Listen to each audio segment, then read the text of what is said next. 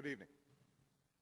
Tonight, I can report to the American people and to the world that the United States has conducted an operation that killed Osama bin Laden, the leader of Al-Qaeda, and a terrorist who's responsible for the murder of thousands of innocent men, women, and children. It was nearly 10 years ago that a bright September day was darkened by the worst attack on the American people in our history. The images of 9/11 are seared into our national memory. Hijacked planes cutting through a cloudless September sky, the Twin Towers collapsing to the ground, black smoke billowing up from the Pentagon, the wreckage of Flight 93 in Shanksville, Pennsylvania, where the actions of heroic citizens saved even more heartbreak and destruction.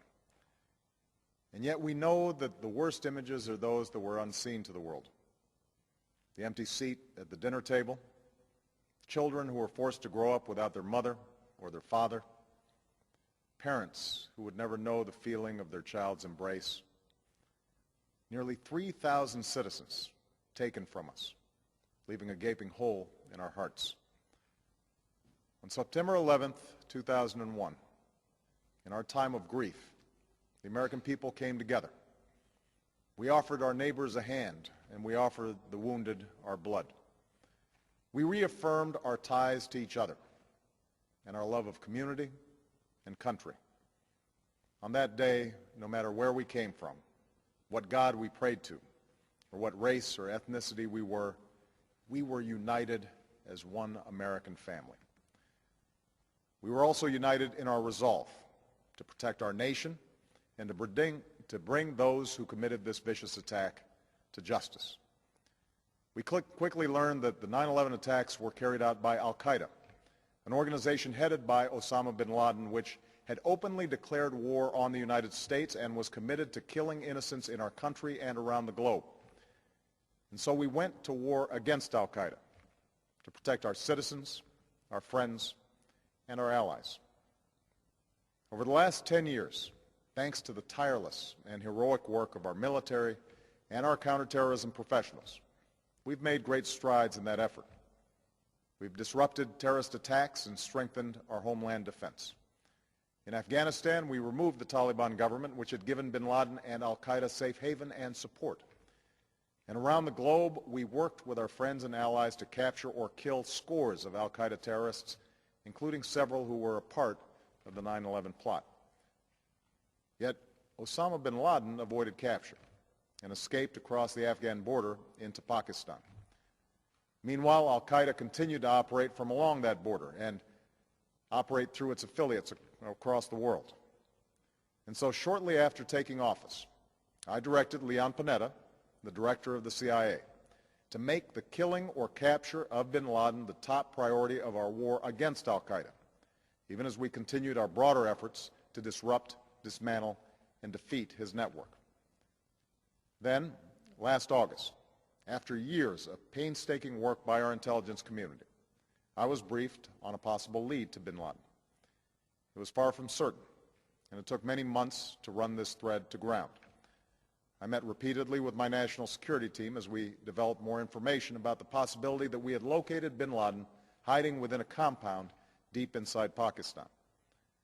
And finally, last week, I determined that we had enough intelligence to take action and authorized an operation to get Osama bin Laden and bring him to justice.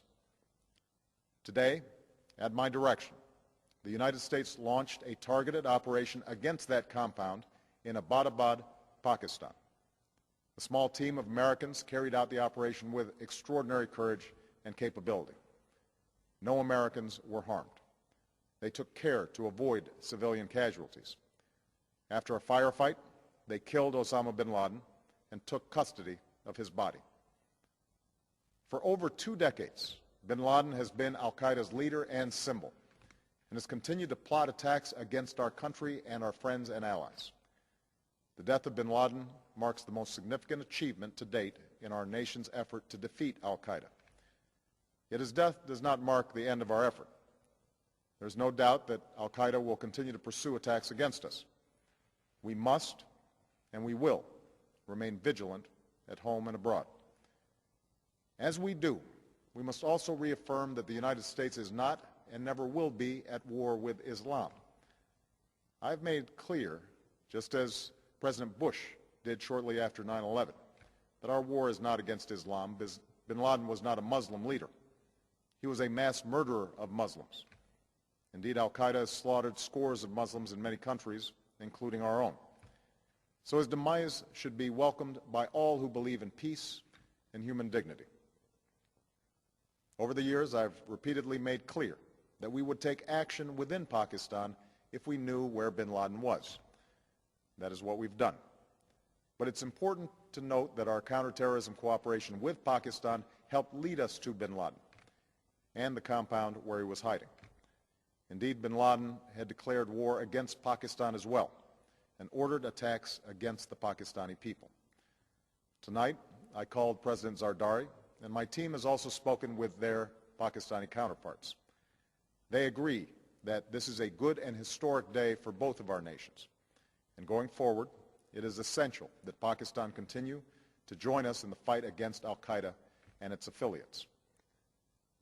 The American people did not choose this fight. It came to our shores and started with the senseless slaughter of our citizens. After nearly 10 years of service, struggle, and sacrifice, we know well the costs of war. These efforts weigh on me every time I, as Commander-in-Chief, have to sign a letter to a family that has lost a loved one, or look into the eyes of a service member who's been gravely wounded. So Americans understand the costs of war. Yet, as a country, we will never tolerate our security being threatened, nor stand idly by when our people have been killed. We will be relentless in defense of our citizens and our friends and allies. We will be true to the values that make us who we are. And on nights like this one, we can say to those families who have lost loved ones to al-Qaeda's terror, justice has been done. Tonight we give thanks to the countless intelligence and counterterrorism professionals who've worked tirelessly to achieve this outcome. The American people do not see their work nor know their names, but tonight they feel the satisfaction of their work and the result of their pursuit of justice. We give thanks for the men who carried out this operation, for they exemplify the professionalism, patriotism, and unparalleled courage of those who serve our country. And they are part of a generation that has borne the heaviest share of the burden since that September day. Finally, let me say to the families who lost loved ones on 9/11 that we have never forgotten your loss, nor wavered in our commitment to see that we do whatever it takes to prevent another attack on our shores. And tonight, let us think back to the sense of unity that prevailed on 9/11. I know that it has at times frayed, yet today's achievement is a testament to the greatness of our country and the determination of the American people. The cause of securing our country is not complete, but tonight we are once again reminded that America can do whatever we set our mind to. That is the story of our history. Whether it's the pursuit of prosperity for our people or the struggle for equality for all our citizens, our commitment to stand up for our values abroad, and our sacrifices to make the world a safer place. Let us remember that we can do these things not just because of wealth or power, but because of who we are. One nation, under God, indivisible, with liberty and justice for all. Thank you. May God bless you. And may God bless the United States of America.